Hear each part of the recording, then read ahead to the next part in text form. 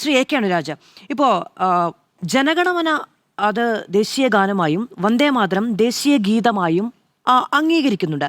അത് 1950 ജനുവരി 24-ന് അംഗീകരിച്ച് ഭരണഘടനാ അസംബ്ലിയിൽ ഡോക്ടർ രാജേന്ദ്ര പ്രസാദ് ഇതുമായി ബന്ധപ്പെട്ട് കൃത്യമായൊരു ഡയറക്ഷൻ അടക്കം നൽകുന്നുണ്ട്. അപ്പോൾ അതിൽ പറയുന്ന ഒരു കാര്യമെന്ന് പറയുന്നത്, സമൂഹ മാധ്യമങ്ങളിലൊക്കെ പലരും എഴുതിയിരിക്കുന്ന ഒരു കാര്യമെന്ന് പറയുന്നത്, ദേശീയ ഗീതത്തിൻ്റെ വരികളെക്കുറിച്ച്, വരികളിൽ കൂട്ടിച്ചേർക്കലോ കുറയ്ക്കലോ എന്നതിനെക്കുറിച്ച് യാതൊരു പരാമർശവും ഉണ്ടായിട്ടില്ല എന്നുള്ളതാണ്. അപ്പോൾ ആ കാലഘട്ടം മുതൽ ഇങ്ങോട്ട്, അതായത് വേണമെങ്കിൽ ദേശീയ ഗാനത്തിൻ്റെ ഇതിൽ മാറ്റങ്ങൾ വരുത്താം, പക്ഷേ ദേശീയ ഗീതത്തിൻ്റെ വരികൾ കൂട്ടിച്ചേർക്കുന്നതോ കുറയ്ക്കുന്നതോമായി ബന്ധപ്പെട്ട എന്തെങ്കിലും വന്നത്, അതായത് ആദ്യത്തെ 2 സ്റ്റാൻസയാണ് ദേശീയ ഗീതമായി അംഗീകരിച്ചത്, മറ്റുള്ളത് ആ അംഗീകാരത്തിൽ ഉൾപ്പെട്ടിട്ടില്ല. പിന്നീട് ഇപ്പോൾ ഈ 6 സ്റ്റാൻസുകളുമായി കൂട്ടിച്ചേർക്കപ്പെട്ടിരിക്കുന്നു എന്നത് പിന്നീട് ഇപ്പോൾ വന്ന BJP സർക്കാരിൻ്റെ നിലപാടാണ്.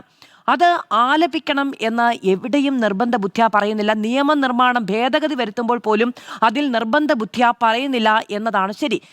ചെങ്കോട്ടയിൽ ഇന്ന് വന്ദേമാതരം ആലപിക്കപ്പെടുന്നുണ്ട്, സംസ്ഥാനത്ത് പല ഭാഗങ്ങളിൽ ആലപിക്കപ്പെടുന്നില്ല. ഇന്നിപ്പോൾ മോഹനൻ കുന്നുമ്മൽ പോയി RSSന്റെ പരിപാടിയിൽ പറയുകയാണ്, അമ്മ ആരെ എന്നറിയാത്തവരാണ് വന്ദേമാതരം ആലപിക്കാൻ തയ്യാറാകാത്തത് എന്ന്. ആ നിലയ്ക്ക് ഈ ഒരു വിഭാഗീയതയുടെ അല്ലെങ്കിൽ രാഷ്ട്രീയ വിവാദത്തിന്റെ കാരണമായി വന്ദേമാതരം മാറ്റേണ്ടതുണ്ടോ?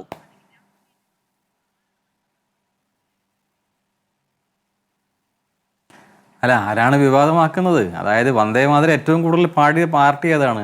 ഇന്ത്യൻ നാഷണൽ കോൺഗ്രസ് ആണ്. 40 വർഷത്തോളം പാടിയിട്ടുണ്ട്. പിന്നെയാണ് തിരുത്തൽ വരുത്തിയത്. അപ്പോൾ 40 വർഷം ശരി, 41ാമത്തെ വർഷം തെറ്റുമെന്നില്ലല്ലോ. അപ്പോൾ ഇനിയിപ്പോൾ അത് തെറ്റിയതിലോ തിരുത്തിയതിലോ അതിനെപ്പറ്റിയല്ല ഞാൻ പറയുന്നത്. ഇപ്പം നമ്മൾ അത് കഴിഞ്ഞ് അവിടെ നിന്ന് ഇപ്പം നമ്മളെത്ര ഇപ്പോൾ 80-85 വർഷത്തോളം മുന്നോട്ട് വന്നു. ഇപ്പോൾ വീണ്ടും നമ്മൾ പുനർവിചിന്തനത്തിന് വിധേയമാക്കുന്നു. ഇത് രാഷ്ട്രം ഒന്നാകെ എടുക്കുന്ന ഒരു തീരുമാനമായിട്ട് ഇതിനെ കണ്ടാൽ പോരെ? ഇതിപ്പോൾ എന്താണ് കോൺഗ്രസ് ചെയ്തതിനെ ഞാൻ സ്വാഗതം ചെയ്യുകയാണ്. കാരണം എന്താണ്? കോൺഗ്രസ് ആണ് ഏറ്റവും കൂടുതൽ ആ ഗീതം പാടിയത്. അപ്പോൾ ഇന്നത് കോൺഗ്രസിൻ്റെ ദേശീയ ആസ്ഥാനത്ത് പാടി. അതൊരു CD ആയിരുന്നില്ല. നമ്മളിപ്പം ഒരു ഇലക്ട്രോണിക് സിസ്റ്റം പ്ലേ ചെയ്തതാണെങ്കിൽ അതിനിടക്ക് നിർത്തുന്നതിന് ബുദ്ധിമുട്ടുണ്ട്. ഇതല്ല, ഇത് അവരുടെ സേവാദളുടെ നേതൃത്വത്തിലും ആൾക്കാർ തന്നെ നിന്ന് പാടിയാണ്, ഗായകർ നിന്ന് പാടിയതാണ്. അപ്പോൾ ആ പാടിയ സമയത്ത് നമ്മൾ ഈ പറഞ്ഞ പോലെ 2 വേർഷൻ കാണുന്നു. ഒന്ന് പറയുന്നു സോണിയാഗാന്ധിക്ക് ഇരിക്കാൻ കസേര ചോദിച്ചതാണ്, ആണെങ്കിൽ ശരിയാണ്, കാരണം അവർക്ക് പ്രായത്തിൻ്റെയൊക്കെ അസ്വസ്ഥതയുണ്ട്, ഇരിക്കാൻ കസേര വേണോ എന്ന് ചോദിച്ചാണെങ്കിൽ ശരി.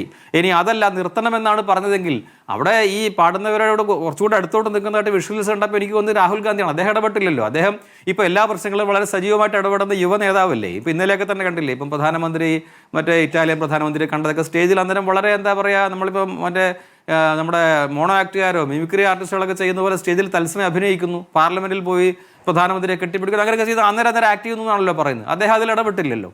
എന്ന് മാത്രമല്ല, ഇത് റിഹേഴ്സൽ ചെയ്യാതെ പാട്ട് പാടാൻ പറ്റുമോ?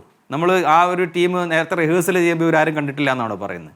അപ്പോൾ അതുകൊണ്ട് അത് പാടണം തീരുമാനിച്ചാണ്. അത് കഴിഞ്ഞിട്ട് ഇപ്പം പവൻ ഖേരയെ പോലെയുള്ള അല്ലെങ്കിൽ ജയറാം രമേശിനെ പോലെയുള്ള നേതാക്കന്മാർ പറയുന്നു അത് പാടിയാൽ തെറ്റില്ല എന്ന് പറയുന്നു. ഇപ്പോൾ ഇവിടെ നേരത്തെ ആരോ പരാമർശിച്ചു നമ്മുടെ കേരളത്തിലെ ആരോഗ്യമന്ത്രി കെ മുരളീധരൻ പറഞ്ഞ കാര്യം.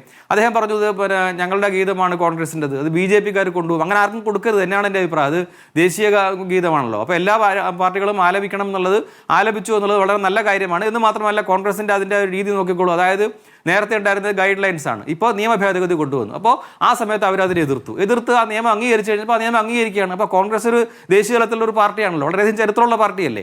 അപ്പോൾ ആ പാർട്ടിക്ക് അത് അങ്ങനെ മുന്നോട്ട് കൊണ്ടുപോകാനേ ആ സംവിധാനത്തിന് പറ്റൂ. അതുകൊണ്ടാണല്ലോ ഇപ്പോൾ നമ്മളിപ്പോൾ കർണാടകയിലെ ഒരു പാടി, അല്ലെങ്കിൽ ഹിമാചൽ പ്രദേശിൽ പാടിയെന്ന് പറയുന്നു, കേരളത്തിൽ ഒരിടത്ത് പാടിയെന്ന് പറയുന്നു. ഇനി മാത്രമല്ല, ഇപ്പോൾ കോഴിക്കോട് കോർപ്പറേഷനിൽ പാടിയിട്ടുണ്ട്, പല സ്കൂളുകളിലും പാടിയിട്ടുണ്ട്. അപ്പോൾ ഇപ്പോൾ എന്താണെന്ന് വെച്ചാൽ ഈ വർഷമാണ് ഈ പറഞ്ഞ പോലെ ഇങ്ങനെ ഒരു നിയമ സംവിധാനവും വരുന്നത്. അപ്പോൾ അതിൻ്റെ ഒരു ആശയക്കുഴപ്പമുണ്ട്, സ്വാഭാവികമായിട്ടും അത് ശരിയായി വരും. അപ്പോൾ അതുകൊണ്ട് അത് ദേശീയ ഗാനവും ദേശീയ ഗീതവും ഒരുപോലെ ഉൾക്കൊള്ളാമല്ലോ. നേരത്തെ നമ്മുടെ ബഹുമാനപ്പെട്ട അഭിഭാഷകൻ ചൂണ്ടിക്കാണിച്ച പോലെ ആർക്കെങ്കിലും പാടണ്ടെന്നുണ്ടെങ്കിൽ അദ്ദേഹം പറഞ്ഞത് ശരിയാണ്. കാരണം ദേശീയ ഗാനം പാടുമ്പോൾ തന്നെ അത് നമ്മുടെ നേരത്തെ ഈ 7th അഡ്വന്റിസ്റ്റിൻ്റെ സ്കൂളിലാണെന്നാണ് എൻ്റെ ഓർമ്മ, കുട്ടികളെ പുറത്താക്കുകയൊക്കെ ചെയ്തത്. അത് കഴിഞ്ഞപ്പോൾ കോടതി പറഞ്ഞത് പറ്റില്ല എന്ന് പറഞ്ഞു. അപ്പോൾ അതങ്ങനെ തന്നെയാണ് വേണ്ടത്. കാരണം പാർലമെൻ്റ് ഒരു നിയമം ഉണ്ടാക്കുന്നതിനെ വ്യാഖ്യാനിക്കാൻ കോടതികൾക്ക് അർഹതയുണ്ടല്ലോ. അപ്പോൾ അതുകൊണ്ട് അങ്ങനെ ഒരു ശത്രുതാപരമായിട്ട് അതിനെ കാണേണ്ട കാര്യമില്ല. ഇത് വന്ദേമാതരം എന്ന ഗാനത്തോട് എന്തോ ഒരു അവേർഷൻ പോലെ വെക്കുമ്പോഴാണ് പ്രശ്നം വരുന്നത്. അപ്പോൾ അത് ഇപ്പം നമ്മളിപ്പോൾ ടാഗോർ ഉൾപ്പെട്ട സമിതിയാണ് അത് വേണ്ടാന്ന് തീരുമാനിച്ച. ടാഗോർ തന്നെയാണ് ഇത് ആദ്യം പാടിയത്. ഇതിന് ഈണം കൊടുത്ത് പാടിയത് ടാഗോറാണ്. കോൺഗ്രസിൻ്റെ സമ്മേളനത്തിൽ 1896 പാടി, 1937 വരെ പാടി. അപ്പോൾ അതിനിടയ്ക്ക് ചിലപ്പോൾ അങ്ങനെയുള്ള ചിലർ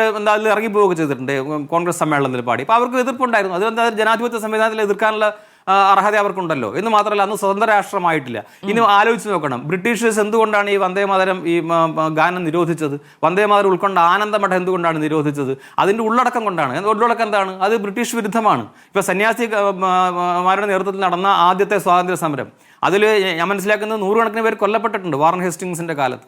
അപ്പോൾ ആ സമരത്തെ ഉയർത്തി കാണിക്കുന്ന നോവലാണ്. അപ്പോൾ അതിനകത്ത് ഈ ഗീതവും കൂടെ വരികയാണ്. അപ്പോൾ അതിനെ ബ്രിട്ടീഷുകാർ നിരോധിച്ചു. ബ്രിട്ടീഷുകാർ നിരോധിച്ച നമ്മുടെ സവർക്കറിൻ്റെ പുസ്തകത്തോടൊപ്പം നിരോധിക്കപ്പെട്ട പുസ്തകമാണിത്. അപ്പോൾ അത് ആ സമയത്ത് പാടുന്നവർക്കെതിരെ, സ്കൂൾ കുട്ടികൾക്കെതിരെ അന്ന് പിഴശിക്ഷ അടക്കം വിധിച്ചിട്ടുണ്ടെന്നാണ് കേസെടുത്തിട്ടുണ്ട് പലപ്പോഴും ബ്രിട്ടീഷ് ഗവൺമെൻറ്. അപ്പോൾ അങ്ങനെ സ്വാതന്ത്ര്യ സമരത്തെ പ്രചോദിപ്പിച്ച ഒരു ഗാനം, ഒരു ഗീതം, അതങ്ങനെ ഒരു ഘട്ടത്തിൽ എപ്പോഴാണ് വരുന്നത്? ഈ ദുരാഷ്ട്രവാദമൊക്കെ വരുമ്പോഴാണ് ശക്തമായിട്ട് ഇത് വന്ദേ മാതരത്തിനെതിരെ ഒരു വിമർശനം വരുന്നത്. അപ്പോൾ കോൺഗ്രസ് എന്നത് തീരുമാനിച്ചു, പാടുന്നില്ല എന്ന് തീരുമാനിച്ചു. അത് കോൺഗ്രസിൻ്റെ തീരുമാനം. ഈ പറഞ്ഞ എങ്ങനെയാണോ കോൺഗ്രസ് സമിതികൾ ചേർന്ന് തീരുമാനിച്ചു, അത് നമുക്ക് ചോദ്യം ചെയ്യാൻ, പുറത്തുള്ളവർക്ക് ചോദ്യം ചെയ്യാൻ അർഹതയില്ല. അത് പക്ഷേ കോൺഗ്രസ് എങ്ങനെ ചെയ്യാം? നേരത്തെ പറഞ്ഞതുപോലെ ദേശീയ ഗാനമോ ദേശീയ ഗീതമോ പാടണമെന്നില്ല, അതിന് ആദരവ് കാണിച്ചാൽ മതി എന്ന് പറയുന്നു. അത് അവരുടെ സ്വാതന്ത്ര്യം. പക്ഷേ പൊതുവേ ഇപ്പോഴുള്ള പുതിയൊരു സാഹചര്യത്തിൽ വന്നിരിക്കുന്നത് വന്ദേമാതരം പാടുക എന്നുള്ളതാണ്. ഇപ്പോൾ BJP പോലുള്ള പാർട്ടികളുടെ വേദികളിൽ പാടുന്നുണ്ട്, കേന്ദ്ര സർക്കാരിൻ്റെ വേദികളിൽ പാടുന്നു. നമ്മൾ നേരത്തെ പറഞ്ഞ പോലെ ഗവർണറൊക്കെ പങ്കെടുക്കുന്ന പരിപാടിയിൽ പാടുന്നു. കേരളത്തിൽ തന്നെ നമ്മളിപ്പോൾ കണ്ടല്ലോ, സത്യപ്രതിജ്ഞാ ചടങ്ങിൽ പാടി, പിന്നീട് പാടിയില്ല എന്നവർ തീരുമാനിച്ചു. അപ്പോൾ ഈ രീതിയിൽ ആണ് കാര്യങ്ങൾ മുന്നോട്ട് പോകുന്നത്. അപ്പോൾ അതുകൊണ്ട് കോൺഗ്രസ് ഇപ്പോൾ കൈക്കൊണ്ട ഒരു സമീപനം, ഒരു രീതി എന്ന് പറയുന്നത്, അതിൻ്റെ AICC ആസ്ഥാനം എന്ന് പറഞ്ഞാൽ ഏറ്റവും പ്രധാനപ്പെട്ട കേന്ദ്രമല്ലേ, അവിടെ അതിൻ്റെ ഏറ്റവും മുതിർന്ന നേതാക്കന്മാരുള്ള വേദിയിൽ വെച്ച് അത് പാടി. അപ്പോൾ വളരെ നല്ല കാര്യമാണ്, നമ്മളത് അംഗീകരിക്കേണ്ടതാണ്. അപ്പോൾ അത് ഇനിയിപ്പം ഇതിൻ്റെ ഒരു സംവിധാനമൊക്കെ ആയി വരാനിരിക്കുന്നുള്ളൂ. ഇപ്പം നമ്മളിപ്പം സംസ്ഥാന സർക്കാരിൻ്റെ കാര്യം പറഞ്ഞു, നമ്മൾ ഇവിടെ പാടണോ എന്നൊക്കെ പറയുമ്പോൾ ഞാൻ മനസ്സിലാക്കിയിടത്തോളം ചീഫ് സെക്രട്ടറി ഇറക്കിയ ഉത്തരവ് പിൻവലിച്ചിട്ടില്ല. അപ്പോൾ അത് അവിടെ ഉണ്ട്.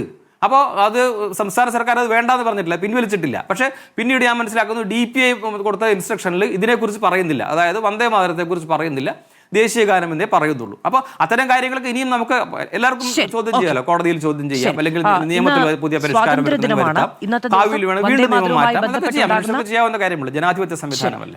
ചർച്ച ഒരു തരത്തിലും, അത് എന്തെങ്കിലും തരത്തിലുള്ള ഒരു മിസ്കമ്മ്യൂണിക്കേഷൻ കൊണ്ട് യാതൊരു തരത്തിലുള്ള വിഭാഗീയതയും ഉണ്ടാകരുത് എന്ന നിർബന്ധ ബുദ്ധി ഉള്ളത് കൊണ്ടാണ് ആദ്യഘട്ടത്തിൽ ആരും സംസാരിച്ചതിൽ ഇടപെടാതിരിക്കുകയും എല്ലാവർക്കും പൂർണ്ണമായി പറയാനുള്ള ഒരു സാഹചര്യം ഉണ്ടായത്. ഇനി നമുക്ക് കുറച്ച് ചോദ്യങ്ങളിലേക്ക് കൂടി പോകേണ്ടതുണ്ട്. ഇടവേളയ്ക്ക് ശേഷം.